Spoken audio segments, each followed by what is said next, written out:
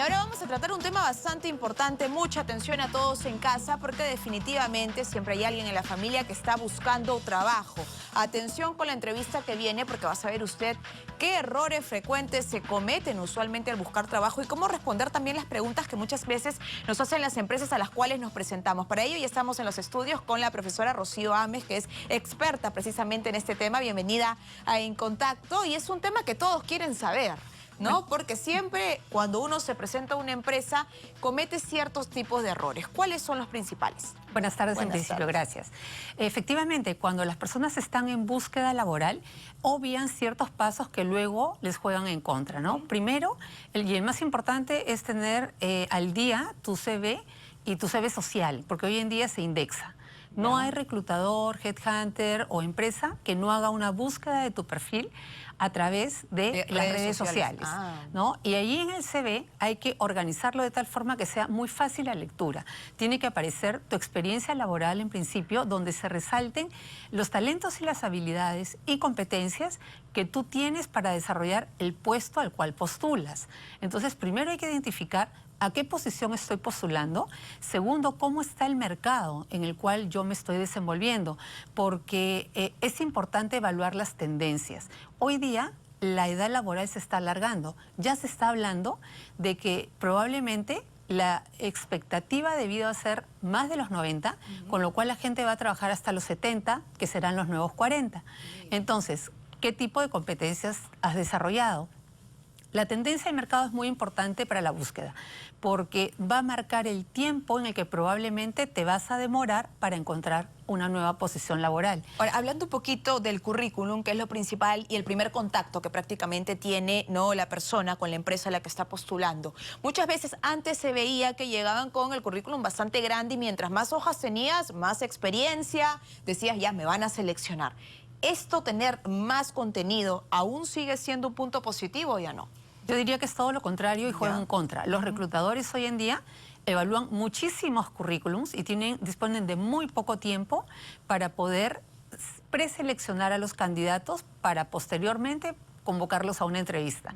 Entonces, en las primeras 3 líneas de tu currículum, que es donde se pone el resumen ejecutivo, que habla de la esencia que eres como profesional, tienen que resaltarse justamente estas competencias que el puesto está buscando. De lo contrario, no se van a detener a evaluar posición por posición aquello que tú has desarrollado.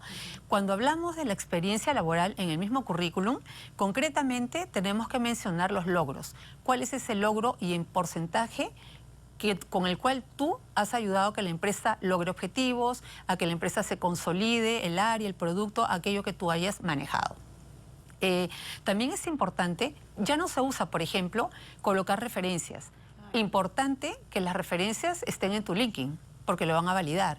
Y se nota más, como que más directo, más espontáneo, porque habla de las personas que en algún momento han tenido un vínculo laboral contigo, ¿no? Tampoco, si se ponen los cursos que tú has seguido, solo aquellos que agreguen valor de forma extraordinaria a tu experiencia. Se supone que hoy en día un profesional preocupado por su empleabilidad se continúa capacitando permanentemente. Hay personas que ponen los 45 seminarios, diplomas, talleres, foros a los cuales han asistido y en realidad es tedioso leerlo. Claro, prácticamente entonces la primera hoja es la clave. Exacto. Cuanto más sintetizado esté, mucha más rápida la lectura. También yo sugiero que los formatos sean amigables. Es más, ya se está usando el CV video. Es decir, que grabas en 30 segundos, máximo 1 minuto, tu experiencia laboral. Es decir, tú te presentas en video. Sí, exactamente. Y mandas el enlace a la persona. Inclusive hoy día hasta puedes colocar el enlace en tu currículum para que la persona pueda tener un contacto más directo con tu experiencia a través de este video. Claro, y es como que también ya adelantas un poco la entrevista porque estás viendo a la persona, ¿no? Exactamente. Otro error fundamental es enviar currículums como volantes, ¿no? Hay gente que te dice, he repartido currículum como volante y nadie me llama. No me sorprende, me sorprendería que te llamen, porque repartir currículum como volante significa que no has hecho un estudio muy enfocado hacia dónde tu experiencia es relevante. Toma más tiempo, es cierto, pero es un trabajo de mejor alcance y con mejores resultados. ¿Qué es lo que se debe hacer ahora en vez de presentarse y dejar el currículum como se hacía antes? Primero, prepararte para desvincularte, porque eso va a pasar en algún momento. El mercado está muy dinámico, entonces ten al día siempre tu currículum. Cada logro que tú obtengas en la posición en la cual ocupas hoy, agrégalo inmediatamente a tu CV. Te va a mantener, digamos que visible, para que personas y empresas vean que en realidad estás, por ejemplo, compartiendo contenido, que te estás especializando. Eso te ayuda en el tránsito de la búsqueda de empleo. En segundo lugar, identificar, como te comentaba, las empresas que son de tu interés. Y después de eso, empezar a buscar contactos dentro de la empresa que te puedan dar información. Cuando se habla de networking, la gente malentiende que el networking es llamar a una persona que no veo en años y pedirle trabajo. Eso no funciona. Lo que crea es una barrera donde nadie más quiere volverte a tomar una llamada. Las personas no tienen las posiciones, sí tienen la información que te puede ayudar a redefinir hacia dónde orientar tu búsqueda. Un tercer punto importante, en búsqueda de trabajo, tienes que armarte de paciencia porque puede ser muy larga. La espera, ¿no? Exactamente. Y esto está asociado a que sepas que si la tendencia en tu sector está en receso o se está deteniendo, a lo mejor te va a tocar esperar 8 meses. ¿Estás preparado financieramente? Porque lo que angustia a las personas es, me estoy comiendo mis ahorros. Claro. Y eso es cierto. O mi liquidación, y eso, ¿no? La CTS. Exactamente. Y eso te genera un nivel de ansiedad tal que cuando llegas a la entrevista, realmente se te ve desesperado. Y no te permite transmitir cuál es en realidad la propuesta que tienes para esa organización.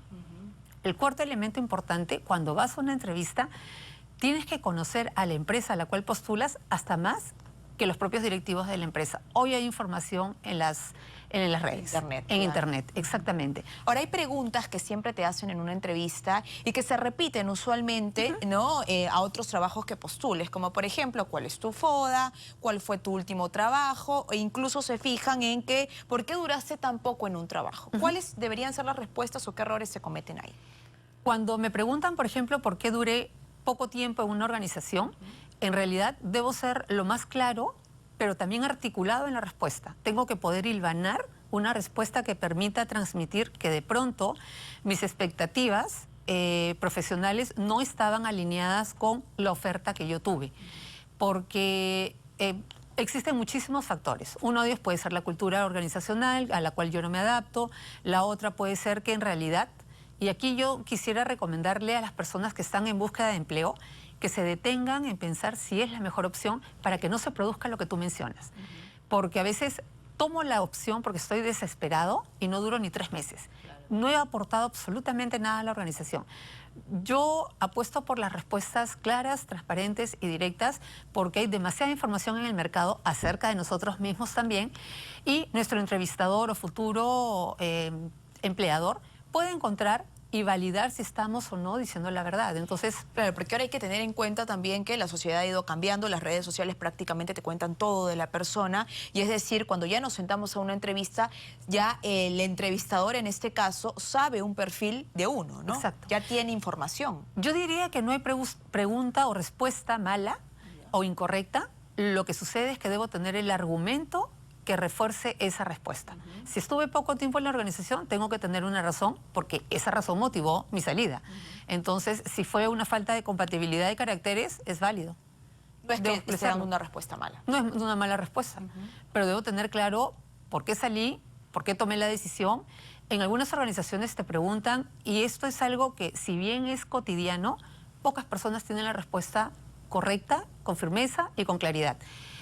¿Cuál es tu siguiente paso profesional? ¿Y en dónde te ves en 5 años? Habla de qué tanto estoy trabajando en mi plan de carrera y cómo esta oportunidad me va a ayudar como catalizador a que yo pueda conseguir esa siguiente posición.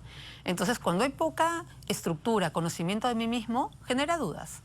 Y salgo de la entrevista con la insatisfacción de que no contesté lo que realmente yo quería. Te dicen, hubiera dicho, se me olvidó. No me van a llamar por esto, ¿no? Exacto, seguro no me llaman por esto. Y mucha gente se apoya más en los mitos que en realidad en las verdades durante una entrevista. Ahora, lo que mucho también se escucha es que cuando les preguntan, ¿no?, al momento de postular un trabajo, ¿cuál es uno de tus defectos? Siempre la mayoría responden ser perfeccionista. Eso no es cierto. Claro, en realidad, entonces eso es como que también ya se está tomando a mal, ¿no? es un cliché. Yo creo que el ser humano tiene muchas debilidades que son oportunidades de mejora.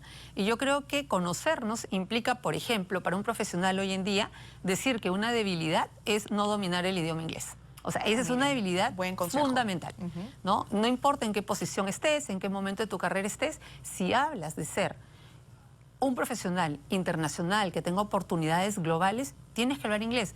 El otro punto importante es el dominio de la tecnología, ¿no? Si yo no conozco y no estoy acostumbrado al manejo de la tecnología, esa es una debilidad importantísima.